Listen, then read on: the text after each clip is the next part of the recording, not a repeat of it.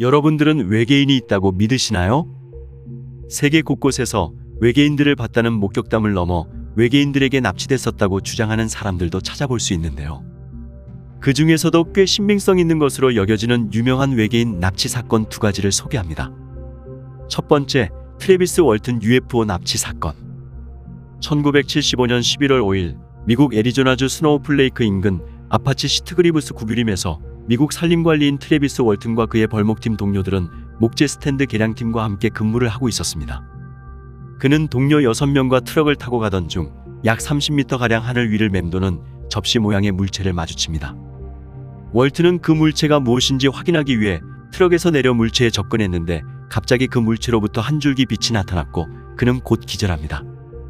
나머지 6명은 겁을 먹고 차를 몰아 그 현장을 떠났고 월튼은 행방불명되어 개와 헬리콥터를 동원해 며칠 동안 그를 찾게 됩니다. 결국 5일 뒤 애리조나주 해버 인근 도로변에서 걷고 있는 그를 찾았는데 월튼은 그가 행방불명된 5일 동안의 일을 전혀 기억하지 못했습니다. 그는 결국 최면 치료를 받게 되었는데 최면 치료 중에 외계인에게 납치당한 것을 알게 됩니다. 눈을 떠보니 병원같이 생긴 방에 저는 알몸으로 누워 있었어요. 그런 저를 3명의 키가 작고 대머리인 정체 모를 생물체가 둘러싸 관찰하고 있었어요. 그들과 싸웠는데 곧 헬멧을 쓴 어떤 사람이 다른 방으로 저를 이끌었어요. 들어간 방에 3명의 인간들이 더 있었는데 제 얼굴에 투명한 플라스틱 마스크를 씌웠고 저는 곧 정신을 잃었어요. 트래비스 월튼의 얘기는 나중에 트래비의 실종이라는 제목으로 영화화가 되기도 할 만큼 이 사건은 곧 유명한 UFO 납치 사건이 되었습니다. 그는 자신의 비밀을 얘기하고 돈을 타가는 리얼리티 쇼인 더 모멘트 오브 트루스라는 미국 텔레비전 쇼에 출연하기도 했습니다. 이 쇼는 참가자가 나오기 전 거짓말 탐지기로 50개에서 70개의 질문을 하고 쇼에 출연해서는 21개의 질문을 합니다. 질문은 피라미드 모양으로 질문의 답을 말하고 거짓말 탐지기를 통과하면 피라미드 모양을 서서히 채울 수 있고 성공 시 상금을 획득합니다. 도전은 참가자가 원할 때 언제든 멈출 수 있고 그때까지 획득한 상금만 타가는데 만약 거짓 판정이 나오면 상금은 받을 수 없습니다. 그는 그 쇼에서 6개의 UFO 관련 질문으로 이루어진 1단계, 5개 질문의 2단계를 모두 통과했지만 4개의 질문으로 이루어진 3단계에서 맨 마지막 4번째 질문인 당신은 1975년 11월 5일에 UFO에 납치를 당했습니까? 라는 질문에 예를 말했는데 거짓말 탐지기를 통과하지 못해 상금 획득에 실패했습니다. 이렇게 그의 UFO 납치 사건의 진위 여부가 논란이 됩니다. 월튼은 후에도 국제 UFO 회의에도 참여하는 등 여전히 외계인 관련 활동을 펼치고 있습니다. 현재까지도 가장 유명한 UFO 납치 사건으로 남아있는 트래비스 월튼 UFO 납치 사건, 과연 그는 실제로 외계인에게 납치됐던 것일까요? 그렇다면 그 외계인들은 그를 납치한 후 무엇을 했을까요? 두 번째, 베티, 바니 힐 부부, 외계인 납치 사건. 1961년 9월 19일 미국 뉴햄프셔주에 살고 있는 베티, 바니 힐 부부는 캐나다 여행을 갔다가 집으로 돌아오고 있었습니다. 그들이 집 근처에 다다랐을 때는 저녁이었는데 하늘에 떠있는 강한 빛을 보게 됩니다. 베티는 자신이 유성을 보고 있는 것이라고 생각했지만 그 빛만 이상하게 다른 방향으로 움직였습니다.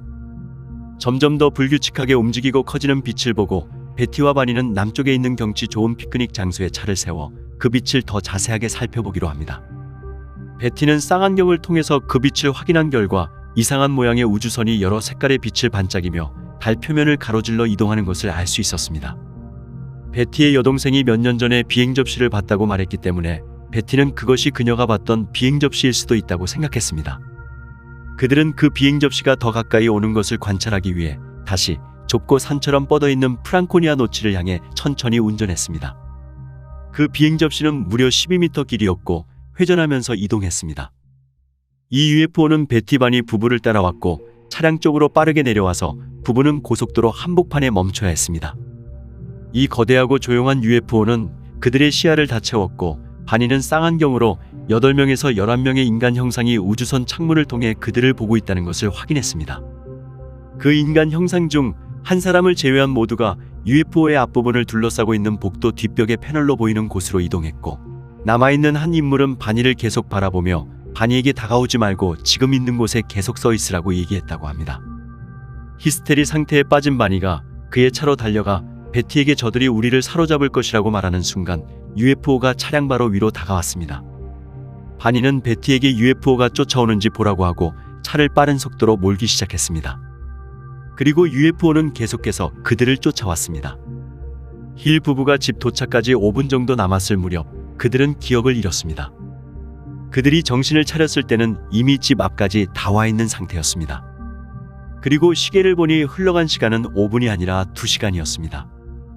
그들은 그 2시간의 기억이 사라진 채로 그날 이후 밤마다 이상한 악몽을 꾸기 시작했는데 바로 외계인들에게 생체 실험을 당하는 악몽이었습니다.